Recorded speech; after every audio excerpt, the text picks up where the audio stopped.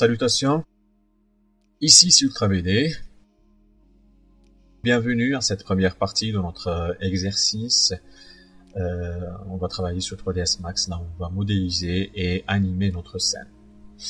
Donc sans tarder, je commence par la création d'une sphère au centre de l'univers et je continue par diminuer le nombre des segments. On va aller jusqu'à 16, comme ça.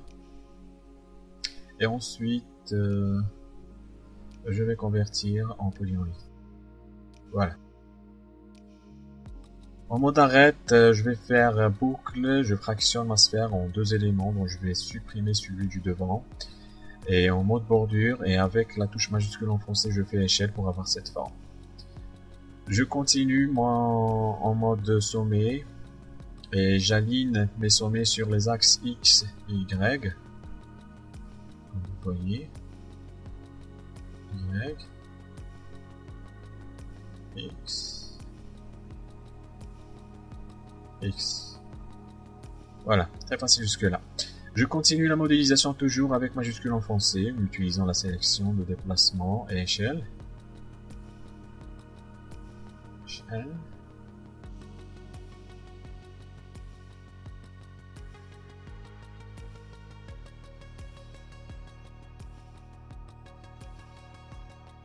Et ensuite, voilà, donc je bascule les normales de mon objet vers l'extérieur et j'applique le modificateur chanfreiné pour adoucir les coins et les bordures de ma boîte. Donc voilà, il y a une petite déformation ici, je vais régler ça. Donc, je vais sélectionner le mode adouci, diminuer, et avec le bouton gauche de la souris en échelle. Voilà. Je reviens en mode arrête. Et j'applique encore le modificateur chanfreiné. Je vais remonter les segments jusqu'à 3. Donc voilà.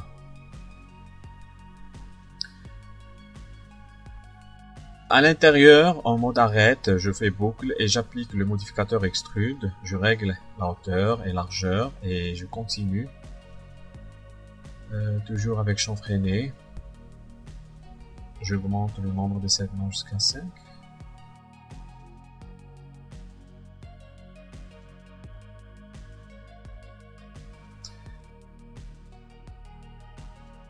Le modificateur connecté entre les arêtes dans la partie arrière de ma boîte, et cela pour garder le même aspect de la forme globale de ma boîte après avoir appliqué un lissage. Comme ça.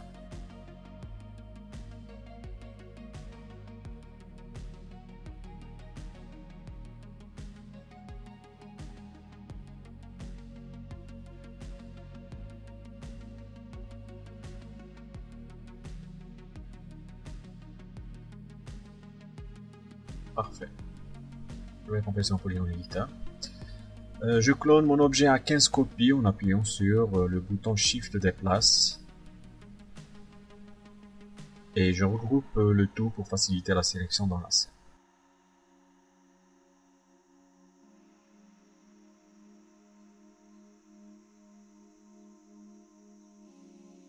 Je vais activer V-Ray comme moteur de rendu. Et ensuite, je vais paramétrer la résolution de mon rendu et je vais activer l'affichage. On va aller jusqu'à 100, voilà. Je vais verrouiller mon rendu sur la fenêtre face pour que je puisse travailler sur les autres vues en toute liberté. Voilà. Cette fois-ci, je vais créer un cylindre pour simuler les diodes de lumière qui s'allument à travers tout au long de ce couvercle. Voilà, comme ça. Vous activez la grille en appuyant sur G.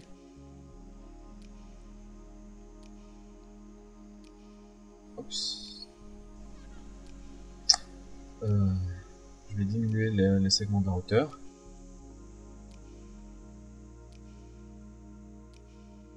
Et augmenter les segments du couvert. Voilà.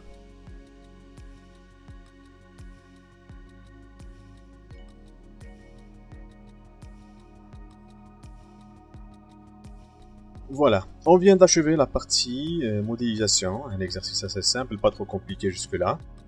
On continue par la suite de travailler les matériaux et placement des lumières. J'appuie sur M pour afficher l'éditeur des matériaux et je vais choisir un matériau standard de 3ds Max. Je change de couleur d'ambiante et des diffuses et aussi l'auto-illumination en rouge. Et ensuite, j'affecte une texture rente dégradée sur l'opacité. Et je clique sur le bouton d'affichage. Rente dégradée. Et je clique sur le bouton d'affichage de texture sur la fenêtre pour voir ce que ça donne. Je change l'angle à 90 degrés et je continue les ajustements.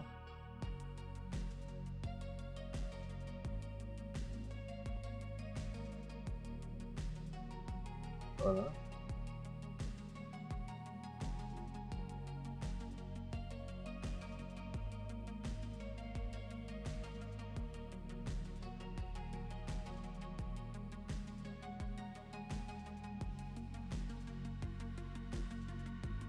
Donc j'attaque le deuxième matériau, toujours avec un matériel standard, et cette fois, je vais régler la couleur en blanche, je vais régler le spiculaire juste, ça, 25. Et cette fois, j'affecte une map d'atténuation en réflexion et réfraction. Comme ça. Donc je vais sur la texture de la couleur blanche et je vais affecter une VRI map.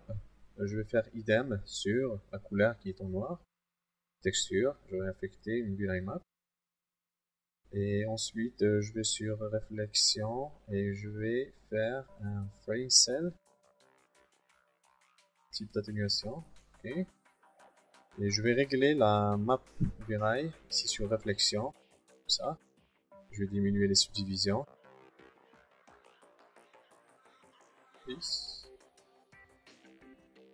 Et je garde les mêmes paramètres par défaut, je ne vais rien toucher. Je vais sur réfraction, je vais choisir la type VRI map, je vais choisir réfraction, comme ça.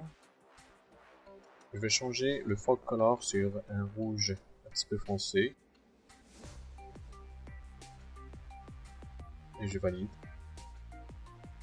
Sur la couleur blanche, je vais faire un rouge un petit peu moins foncé.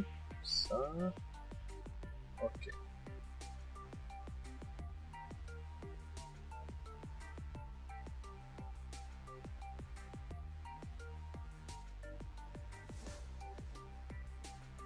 Et je vais tout garder. Je fais un rendu pour voir ce que ça va donner.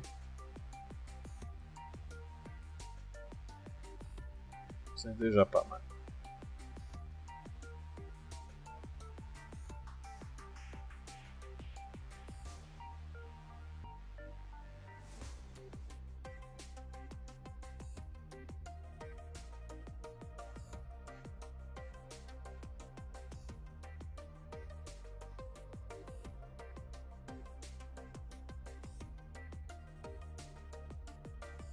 Voilà. J'attaque le placement des lumières et je place deux instances lumière VRI.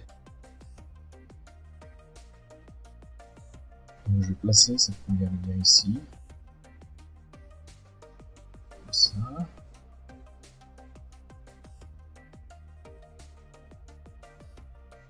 Je garde les paramètres par défaut, je cherche pas à trop comprendre.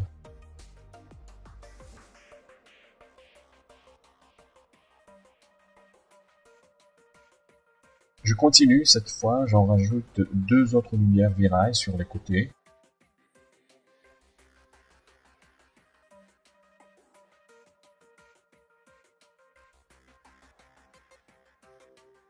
instance. Leur impact de réflexion sur le couvercle met en valeur la modélisation de mes boîtes.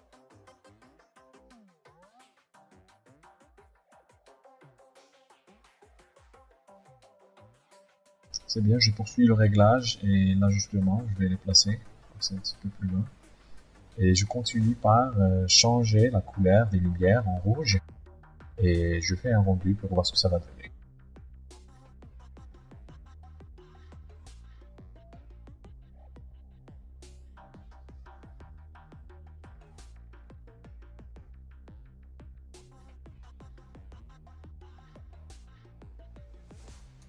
Super.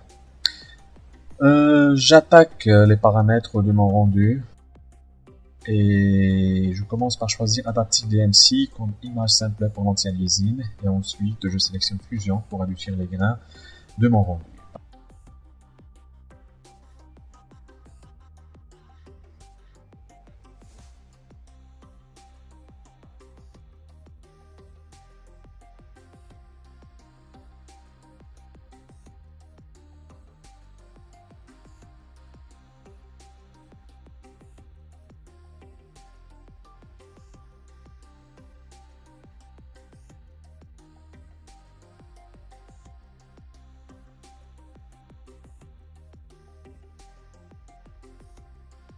Donc je vais sur Indirect Illumination et avec des paramètres assez basiques, vu que c'est pas une scène compliquée, j'ai besoin d'un seul rebond, donc je vais choisir Brute Force avec des paramètres assez basses. Je vais essayer avec 4 subdivisions et peut-être moins, on va voir.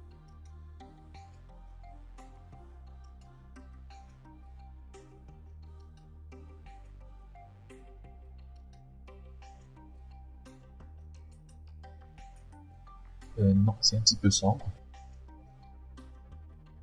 Donc je vais réactiver.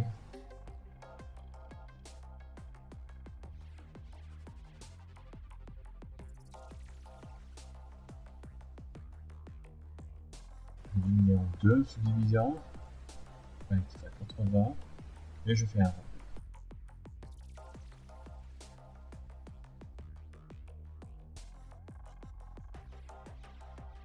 Je crois que c'est déjà pas mal comme résultat. Il ne reste pas grand chose, on passe à l'étape suivante, c'est l'étape de l'animation. Tout d'abord, et par défaut 3ds Max propose une tangente d'animation lisse. Je vais définir la tangente de l'animation sur étape. Et cela pour simuler les diodes qui s'allument. Sinon, on va tout simplement voir un cylindre dégradé qui va traverser le couvercle transparent. J'active l'autokey et j'enregistre la position de mon cylindre sur la première frame. Et je continue par créer une autre sur la cinquième.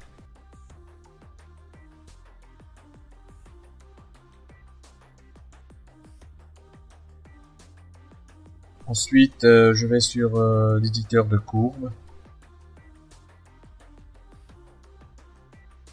Voilà, je vais sur l'éditeur de courbes. Et je vais sur l'axe de mon animation X qui change de position. Donc on va sélectionner position. Et sur le menu de la fenêtre active, je clique sur CTRL et je clique sur répétition relative. Et cela pour avoir une animation continue à l'infini. Ou à vrai dire, qui finisse à la fin de l'animation définie par l'utilisateur. Parfait. 110. Ok.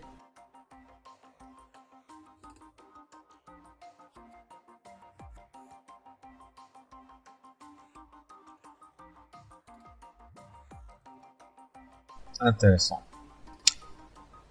Je crée un autre cylindre.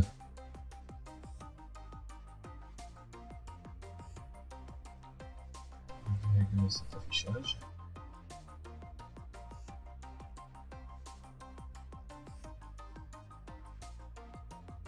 Donc je crée un autre cylindre pour simuler le retour de l'animation et je refais les mêmes étapes avec.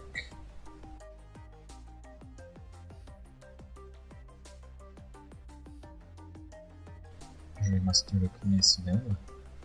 pour ne pas conduire la scène.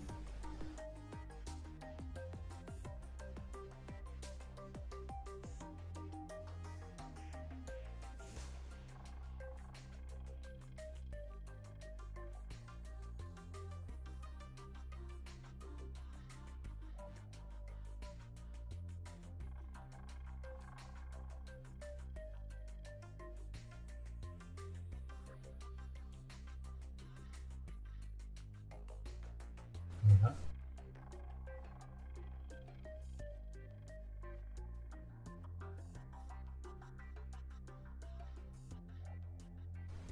OK. Et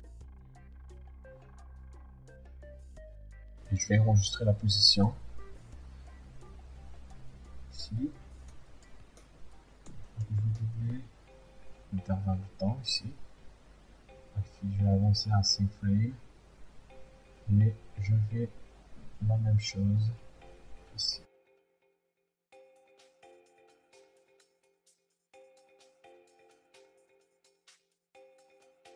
C'est bon.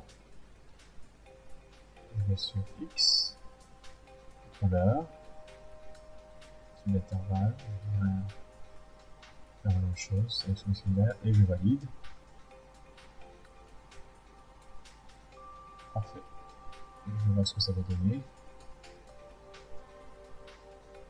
Super.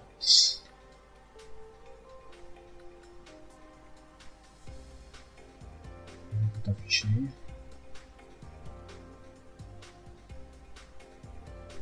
Je vais désactiver les autos et je vais lancer l'animation.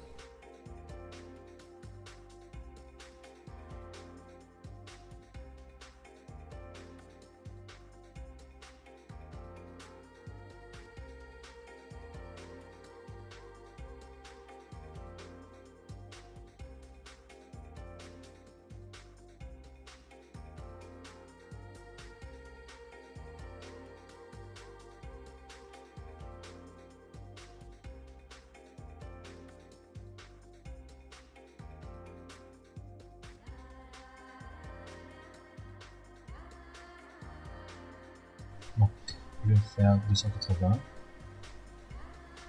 OK. Voilà, après avoir fixé le nombre de frames ou images de la durée pour cette animation, je lance mon rendu, mais avant je vais vérifier quelques paramètres avant de m'engager.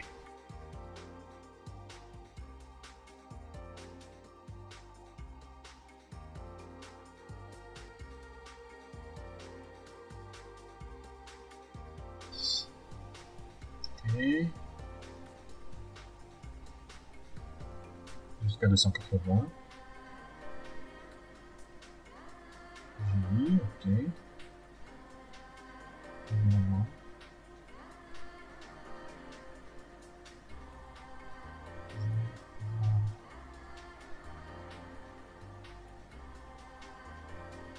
Parfait. OK. 10 subdivisions.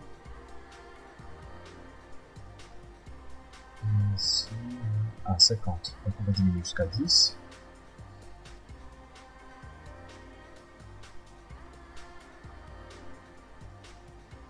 Voilà, tant que c'est une animation, je vais enregistrer mes rendus sous un fichier de sortie sous forme d'extension TIFF. Et cela pour avoir plus de flexibilité sur Adobe After Effects.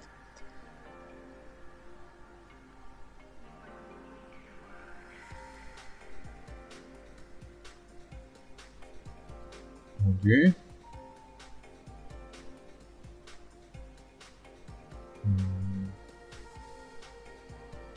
Voilà, TIFF. Et rendu. Je vais écrire rendu. Je lance mon rendu qui va durer des heures et des heures. Et maintenant, sur la prochaine vidéo, on va passer à l'étape de post-production pour régler et ajouter quelques effets sous After Effects, sans oublier la création et l'adaptation du son sous Music Maker. Donc, en attendant, je vous dis à bientôt et à la prochaine, Inch'Allah. Merci.